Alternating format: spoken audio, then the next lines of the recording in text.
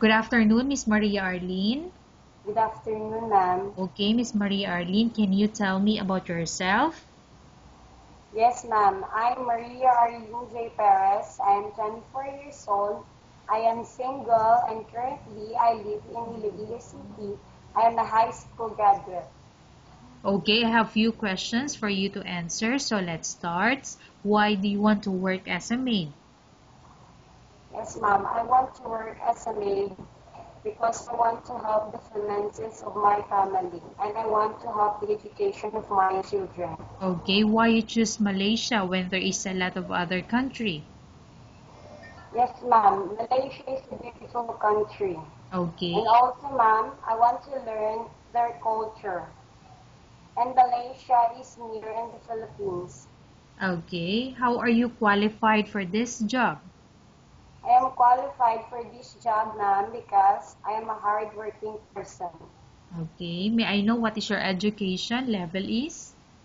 I am a high school graduate, ma'am. Okay, what is your recent working experience or what was your previous work experience? I was a assistant maid of my auntie. Okay, have you worked abroad before? No, ma'am. Do you have experience of taking care of baby? Yes, ma'am. And whose baby you are taking care of? My own baby, ma'am. How about elderly? Do you have Yes, experience ma'am. of taking care? Yes, ma'am. Okay, who's elderly?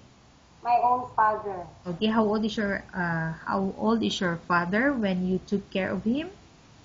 59, ma'am. 59 years old. Okay, do you have any other special skills? Yes, ma'am. Okay, can you give me example? What are those special skills you have? I know how to cook, to clean, do the laundry, and ironing. Okay, are you willing to learn new skills? Yes, ma'am. Are you willing to work with a family where the mother-in-law or any relatives stay together? Yes, ma'am. Currently, are you still working now? No, ma'am. Do you know how to cook? Yes, ma'am. What sort of food can you cook?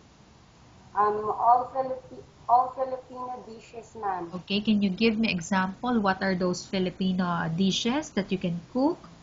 Adobo, tinola, mechado, afritada. Okay, are you aware that you will have to do washing, cleaning, ironing, and cooking? Yes, ma'am. From all the house chores like cooking, cleaning, ironing, and washing, which do you like most? Cleaning, washing, and cooking, ma'am. If ever you were selected to work in Malaysia, who will take care of your kids? Siblings, ma'am. Okay. You are not allowed to use handphone or cell phone during working hours. Yes, ma'am. You are only allowed to use handphone or cell phone after you finish all the works and when going to bed. Yes, ma'am. You are strictly needed to surrender the handphone to your employer in the morning, and your employer will return back to you once you're going to bed. Yes, ma'am. If ever your employer finds out that you're abusing your handphone and it's affected your work performance, your employer will confiscate your handphone and you're not allowed to hold it anymore. Instead, your employer will allow you to call to your family 3 times in a month. You're only allowed to bring normal phone and you're not allowed to bring smartphone. Are you agreed for the terms and condition? Yes, ma'am. Are you agreed to the rules and regulation for the handphone? Yes, ma'am. How many years is the contract as you agreed and understand? 2 years, ma'am. Can you describe for me your ethics or your attitude? I'm polite, kind, and honest person, ma'am. Okay. How can you assure to us that you will work hard in Malaysia? I will work hard, ma'am, because I'm a hard-working person. Okay. Can you promise not to use the telephone without the permission of your employer? Can you promise? Yes, ma'am. Can you promise not to put on makeup but to dress properly while work?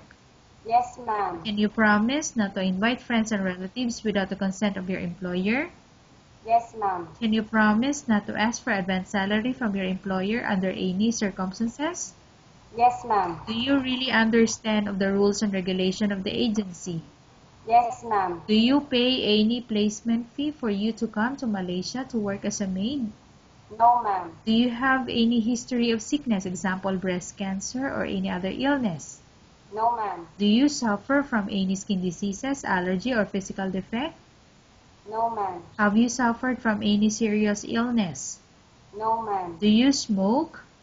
No, ma'am. Do you have any tattoo in the body? No, ma'am. Do you take any prohibited drugs before?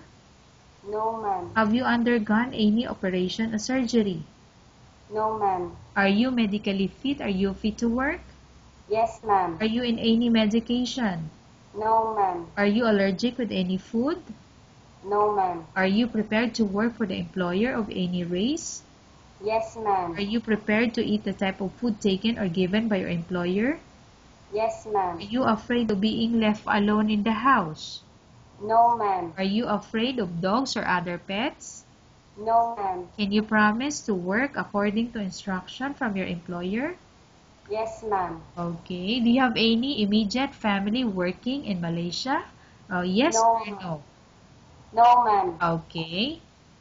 Miss Maria Arlene, we have finished our question section. Let's go to case study. I have a case study for you and I want you to answer me truthfully. Upon arrival in Malaysia within 6 months, if ever any of your family members pass away, what will you do? Will you continue to work till finish your contract or you will go back?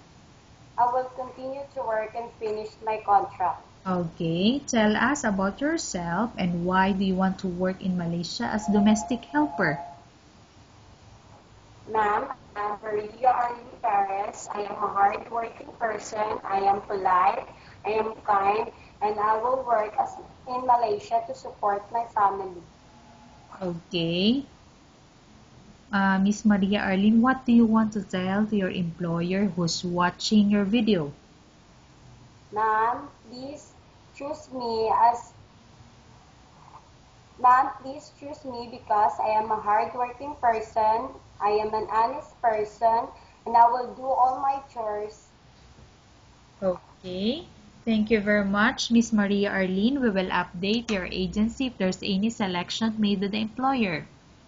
Thank you, ma'am.